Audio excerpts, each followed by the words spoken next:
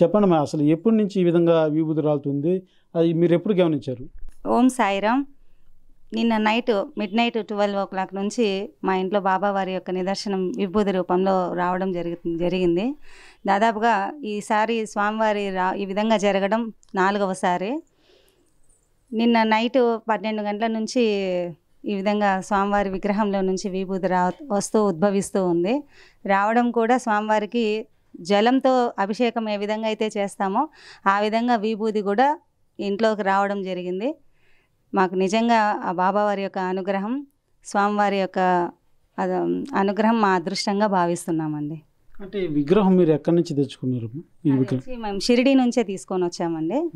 మా హస్బెండ్ మా పెళ్ళికి ముందే ఆయన అక్కడ వెళ్ళి ఉన్నారు, దర్శనంకి వెళ్ళినప్పుడు తెచ్చినారు. అప్పటి నుంచి ఆ విగ్రహంకే పూజ చేసుకుంటూ ఉన్నాం. అంటే ఇది వరకు ఎప్పుడైనా ఇదే విధంగా రావడం కానీ? లాస్ట్ 2024 జనవరిలో జరిగింది. ఇది ఈ విగ్రహం ఈ ఇంటికి వచ్చాక ఇది సెకండ్ టైం. ఎలా ఉందమ్మా? అంటే మీరు ఒక్కసారిగా మీరు ఎలా గుర్తించారు? అంటే ఈ విధంగా విభూది రావడం అంటే నిన్న మీరు పూజ చేసినప్పుడు కానీ అప్పుడేం లేదా? అప్పుడంతా ఏం లేదు. నిన్న నైట్ స్వామివారి యొక్క విభూతి రావడం స్టార్ట్ అయ్యేదే ఒకలాంటి మంచి పరిమళమైనటువంటి సువాసన వస్తూ ఉంటుంది. ఆ సువాసన వస్తూ ఉందంటే స్వామివారి విభూతి ఉద్భవం వస్తూ ఉంది అని చెప్పి మేము గుర్తిస్తాం.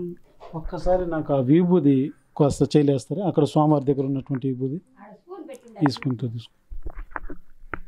ఒక్కసారి ఆ విభూది స్వామివారి పైన ఉన్నటువంటి విభూది మీకు ఒకసారి చూపిస్తాను.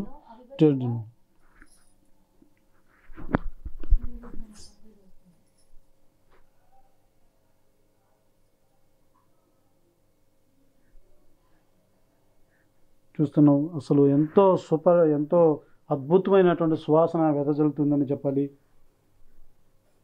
నిజంగా మనకు బయట షాపుల్లో కూడా దొరుకుతూ ఉంటాయి. అయితే ఈ రకంగా నిజంగానే ఎంతో అసలు చెప్పలేనంత విధంగా ఉంది ఆ సువాసన.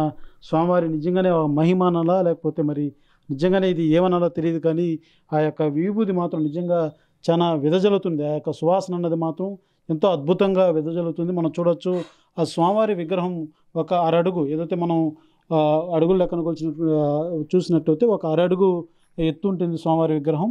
పైన పూర్తిగా స్వామివారి తలపైన ఉన్నటువంటి కిరీటానికి లైట్గా చెమ్మగా ఏర్పడడం, ఆ చెమ్మగా ఏర్పడిన తర్వాత విభూది కొద్దిగా పూర్తిగా స్వామివారి మీద మొత్తం కూడా ఆ విగ్రహం మొత్తం కూడా విభూదితో నిండిపోయినటువంటి పరిస్థితి.